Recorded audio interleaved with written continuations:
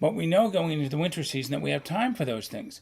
We have time for our mechanical crew, if we have one, or ourselves, if we're a one-person operation, to look at that and decide what the solution is. This is a really good time of year, though, to figure out and list all of those things that might have gone wrong. This episode of Voices from the Field is part of Starting a Farm, an occasional series from Rockiell Woods, director of NCAT's Gulf States Regional Office in Jackson, Mississippi, and Bill Evans, director of horticulture at Up and Farm's Food Hub in Jackson. This series is all about starting a farm. In this episode, the conversation focuses on the importance of reviewing the last growing season and planning the next, along with strategies and topics farmers should address in the process. Let's listen. My name is Rockiell Woods, and I'm the Gulf State Regional Director for the National Center for Appropriate Technology, and I have here today... I'm Bill Evans, and I'm the Director of Horticulture with Up and Farms Grower Services in Jackson, Mississippi. Okay, and today we're going to talk about reviewing your season and planning for the next one. And we're going to cover several topics in several agricultural enterprises because this can coincide with any agricultural enterprise that you're farming. So we want to start off by discussing some issues and some things that we want to help you, the farmer, get better with your farm and future ventures. So, Dr. Evans, I want to start off with asking you, why review and plan? Well, it's like any business, Rock, and we do that in our business. You do that at NCAT, and I do that with Up and Farms. We always review where we've been and what we've done, and we look toward the future to try and plan the future so that we can sort things out.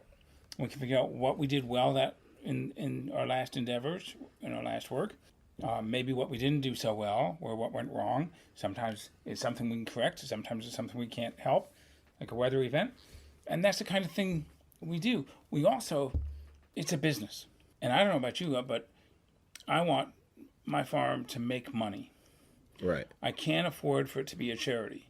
I'm part of the community and I serve my community, but I can't continue to serve my community if I don't make money. So I want to make sure that I've reviewed properly what's gone on in the past money-wise so that I can plan properly for the future money-wise. So in reviewing and planning, let's look at what went well and what went not so well. You made mention of that earlier. When you say what went well and what went not so well, give me some examples so we can share with the farmers. Well, as we're just getting into this, that's a great general question. Right? I think that's a really good general question for us. As we're sitting around in the evenings, as the season winds down and the last crops are in the barn, days are getting shorter and things, so we have more time in the evening just to think. We think about this stuff. What went well? Did we increase the gain rate of our animals if we're an animal farmer? Did we run out of hay during the drought in the middle of the summer? That would be something that didn't go so well. If we were a tomato farmer, did we control insects and diseases and bring in a really good crop this year? If we have a market farm, did we have enough supply of our own goods at a reasonable price that we made money on our market farm? What about our marketing plans? All these things are things that we can think about whether they went well or they didn't go well. What about employees? Was I able to attract employees? Was I able to retain employees? What about supplies? There were some supply issues this year. I'm going to make some notes about this stuff if I'm a farmer or a rancher, and I'm going to give it some serious thought, and I'm going to engage other people in my business when I'm making these things. I don't know about you, but I like to bring the team in and have discussions about the stuff that's relevant to them. If they spent the whole summer fussing because the air conditioners didn't work in the truck, we need to make sure we write that down at the end of the season. If we didn't have time to fix it during the summer, we need to make sure that next year that the workers are, that if we're going to fix that truck, that we get that done in the winter. That sort of thing. Okay, so let's look at this topic. What went wrong? So we said what went well and what went not so well and what went wrong. So let's talk about when farmers think about what went wrong. And let's just say I'm a farmer. I finished the season out and I didn't have a not so good season. And I look at, you made mention of the air conditioner may need fixing in the truck because it was hot all year. Let's look at how could I, if I didn't make good, how can I get that taken care of?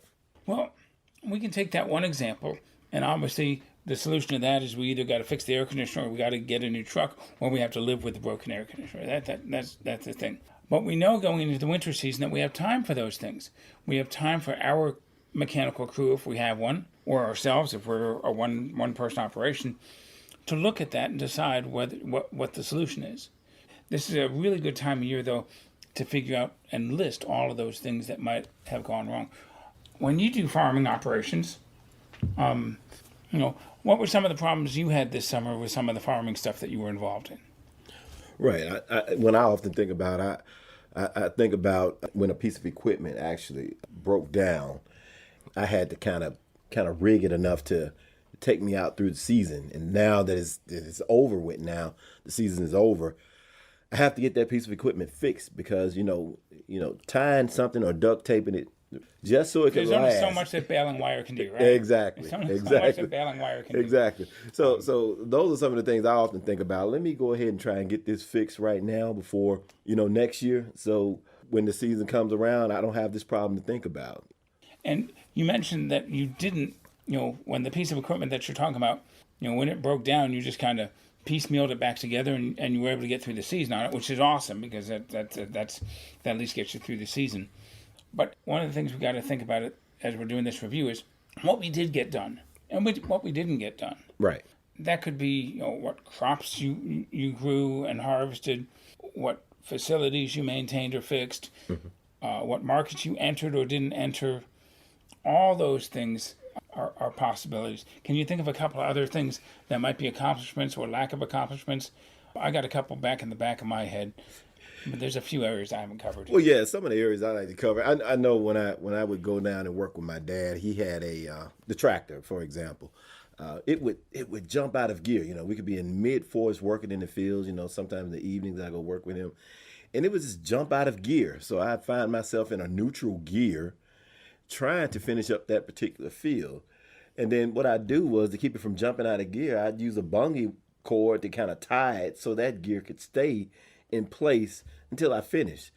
But at the end of it, it's winding down now. And I talked to my dad, asked well, we're going to fix it. And, he said, well, yeah, we'll get around to it. So, those are some of the things that we want to be able to say, hey, let's go ahead and fix this now so we won't have this problem next year. Yeah, be careful with that sort of thing because that becomes a safety thing. And I don't want you. We got to do more of these podcast rocks. Yeah, we can't have you falling out like that. So, yeah, but that goes to some of what we're talking about here, though, is prioritizing things. Right. It may have been that you guys could work that, and it really wasn't a safety thing because you didn't run it as big as it would be if you were running it on the track on a road, or if there was a risk that it coming out of gear was going to jump into gear, which would be worse actually than coming out of gear. Exactly. The tractor slowing down isn't usually as dangerous as the tractor speeding up. So things like that. One of the things that we don't often get to during the season is the business side of things, is the back office side of things. Right. Keeping track of your accounting, keeping track of your sales and your expenses, keeping track of maintenance schedules on things and completing maintenance schedules. That's something to evaluate as we're going through all of this review and planning for the next season stuff too, I think. Yeah, because you have to plan your accounting in order to know if you're getting loans or if you're going to be loans to borrow money, or if you're going to be planning to buy your supplies for the next season. You want to be able to have all of it, whether it's hay, whether it's seed, whether it's fertilizers, insecticides, or herbicides. You have to think about all of that in advance when planning for the next year. So you're absolutely correct when you're talking about planning for that. That's like a budget for next year. Yep. I think the business side of this is very important. I also think that, the human side of this is important too. Right. Every farm is different, and every farmer is different. Every rancher is different. And now is a great time of year to ask yourself, what would you like to be doing more of? What would you like to be doing less of, either day to day or through the season? And then you can use that as part of the discussion within your own head and with your team to try and come up with some strategic ideas for the future of the farm and at least for the next season in reviewing stuff. I think that's pretty critical. What's your least favorite part of farming? My least favorite part of it. Well, maybe not your least. How about something that you always tend to put off? What's something you like to put off, or a lot of farmers like to put off? Well, the record keeping portion of it is definitely. A lot of farmers don't like to keep record keeping. Nobody likes paperwork. That's number one. Nobody wants to sit down at a desk or at a computer and write or type in the expenses to be able to do that. I mean, it's boring. Paperwork is boring. Paperwork is boring, and planning can be boring too, but Well- a little bit of planning is going to make you money. Now, what about something you really like to do, or most farmers really like to do on the farm? Oh, definitely. Driving the tractor. Right, they like to be out on the land. like to be out on the land, They like to exactly. be out on the land, and of course, your recreational tillage is a thing that we talk about. This year, there's a new thing to go with No Shave November, it's No Till November, and asking farmers to consider no-till and reduced tillage practices. But you can actually review this stuff if you want to be out on the farm more, but you know that extra tillage is just using extra fuel, using time that you could be doing something else, and putting wear and tear on your tractor because tractors only have so many hours of life. Then maybe this is a time to think, well, how can I get that experience of being out on the field without maybe doing, what can I substitute for recreational tillage? Right. I don't know. So let's talk about a few other specific areas that we need to plan, and we need to review, and we need to plan. Okay. So, The first one, I think, let's talk about equipment. okay. Preventive maintenance. That's one of the key things that we want to talk about with equipment with farmers. Preventive maintenance. And one of the things that it's kind of self-explains itself is you're preventing yourself from having to provide maintenance to it when you're working. Or you can switch it another way and says the maintenance you do on it now would avoid you from having to do the work on it later. Yeah, there's that old commercial. You can pay me now or pay me later. If you remember that old car service commercial, you can pay me now or pay me later, and that's exactly what you're talking about.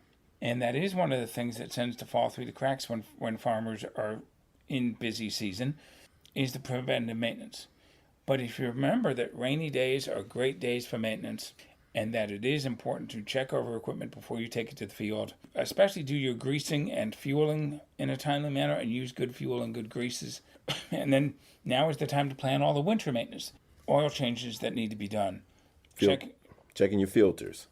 checking and changing all the filters that might need to be checked and changed, tires and rubber and hoses, and inspecting wiring and testing batteries. All that stuff is great winter activities that can be part of this evaluation process now so that we can add it to the schedule for the winter. There's all kinds of equipment on the farm. There's everything from tractors, combines, and harvest equipment. Then there's pull-behind implements, discs and harrows and fertilizer spreaders and sprayers. All of those have their own unique things, and all of them should be part of this discussion of equipment, what went well last year, and what you're getting ready to do next year. Bill, let's kind of elaborate on labor. Let's talk about when you're planning for labor for the next year. Let's talk about what you had before, what you plan to have for the next season. Dive into that for me, the labor issue. Well, some of the folks listening today are one-person operations, and there's only one of them.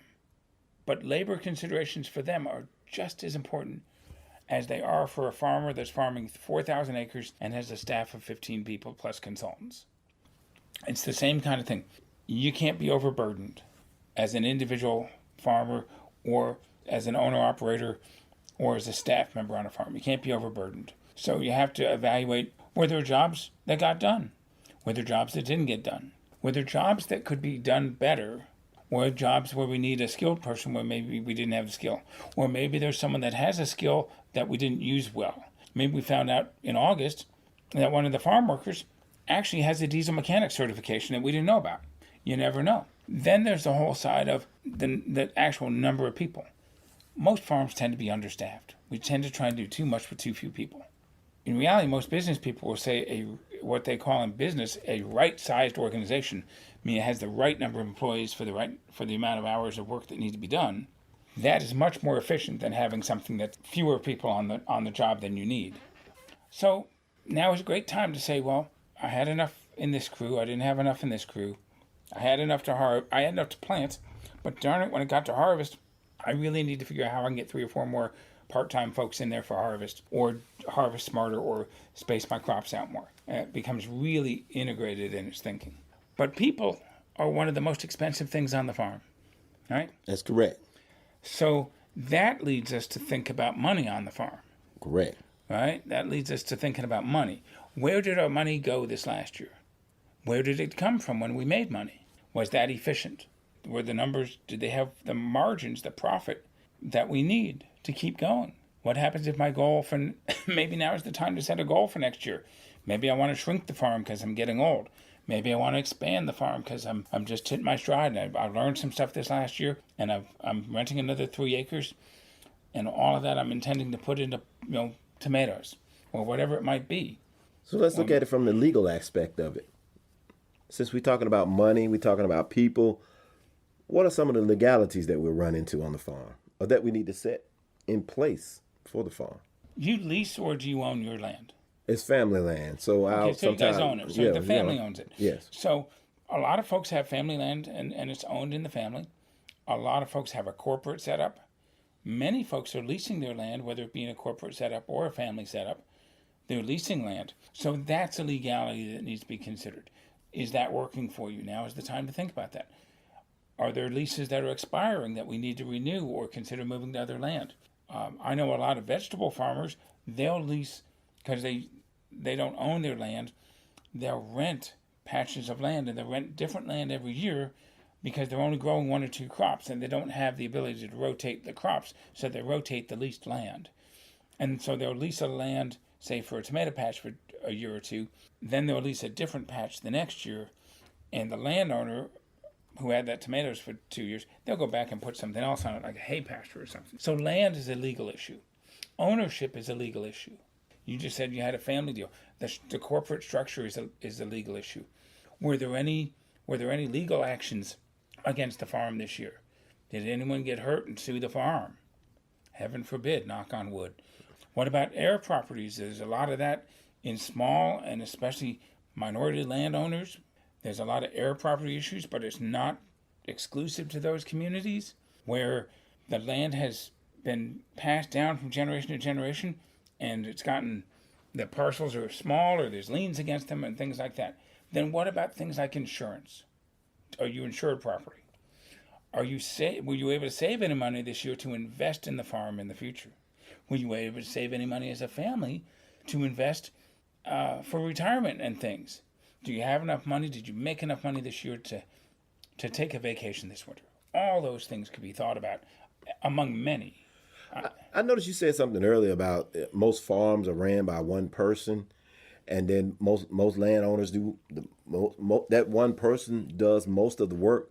Would you recommend that a farmer have a will or something in place in an event that one landowner gets sick or he's not able to farm or being in some type of farming accident? And would you recommend that? Yeah, it's very important, as you know, to have a proper will or trust in place for the passing down of the farm. Absolutely. Everyone should have that, no matter, and you can say, well, I'm only 25 and I don't need this.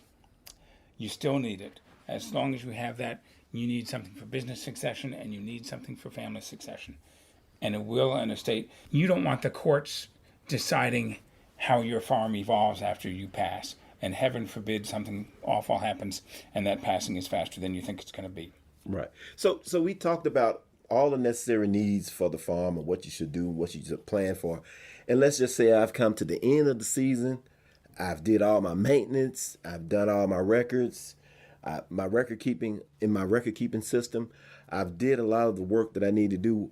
What would be one of the last things that you would do on the farm to try to build yourself up?